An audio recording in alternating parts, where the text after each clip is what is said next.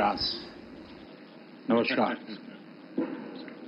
भारत में आपका और आपके डेलीगेशन का हार्दिक स्वागत है।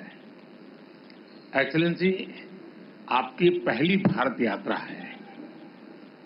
पिछले वर्ष नई दिल्ली में G20 समिट में हम सब ने आपकी कमी महसूस की।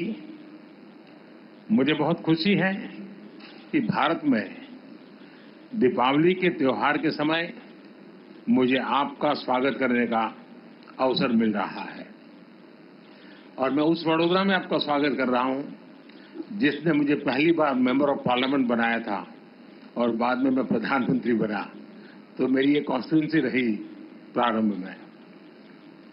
ये और भी विशेष है कि आप मेरे होम स्टेट गुजरात आए हैं। सिर्फ इसलिए नहीं कि ये मेरा होम स्टेट है, बल्कि इसलिए कि गुजरात त्योहार और उत्सव की धरती माना जाता है। दीपावली प्रकाश, उत्साह, उल्लास, ऊर्जा और नए प्रारंभ का प्रतीक है। उसी प्रकार आपकी इस यात्रा से हमारे संबंधों में एक नई ऊर्जा और उत्साह का संचार हुआ है।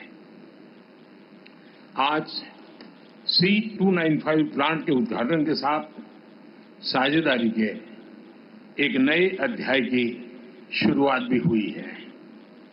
एक्सेलेंसी, हमारी साझेदारी सदियों पुरानी है। लोकतंत्र और रूल ऑफ लॉ जैसी वैल्यूज में साझा विश्वास हम दोनों को जोड़ता है।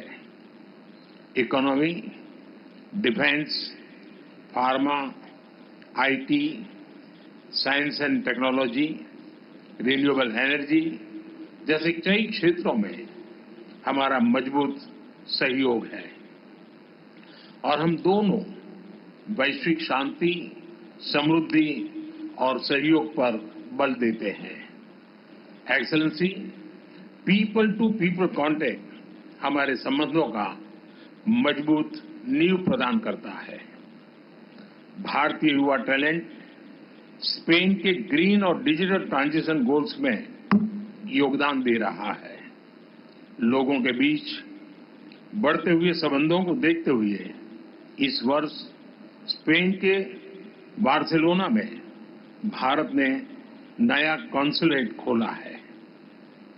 बेंगलुरु में स्पेन के नए कॉन्सुलेट खोलने के आपके निर्णय का हम स्वागत करते हैं। मुझे विश्वास है कि आज की हमारी वार्ता हमारी साझेदारी को और अधिक डायनेमिक और बहुमुखी बनाने में योगदान देगी। एक बार फिर से आपका और आपके डेलीगेशन का हृदय से स्वागत करता हूं। Thank you very much, Prime Minister Modi. I would like to thank you for your kind hospitality and congratulate you on your recent re-election as Prime Minister. It is an honor for me and also for the Spanish delegation to be in India.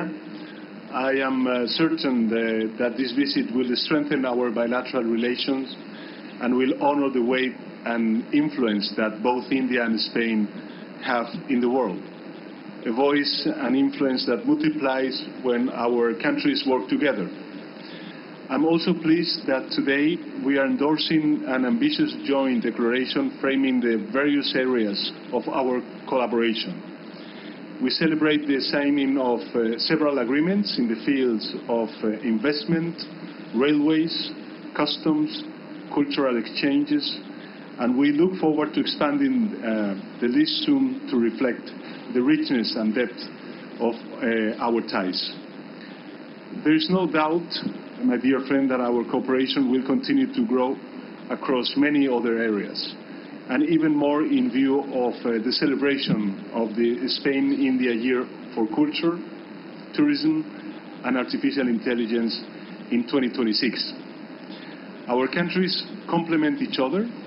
India plays a prominent role not only in the Indo-Pacific but also in the wider geopolitical context. Spain maintains privileged relations with Latin America, historic ties in the Middle East, increased presence in Africa, and is a leading voice in the European Union. This geopolitical framework offers many opportunities for our countries to reach different regions and develop closer and more productive relations. India and Spain also share many goals, in particular strengthening the multilateral order and preserving peace and democracy worldwide. We are fully committed to working together on those goals. We face many challenges that can only be addressed in a concerted manner. The climate emergency, the fight against poverty and inequality require the effort and political will of all international actors. India's influence and leadership is essential to confront these issues, and so is Spain's commitment and determination. So, Prime Minister Modi, we look forward to continue advancing our great cooperation. Thank you very much.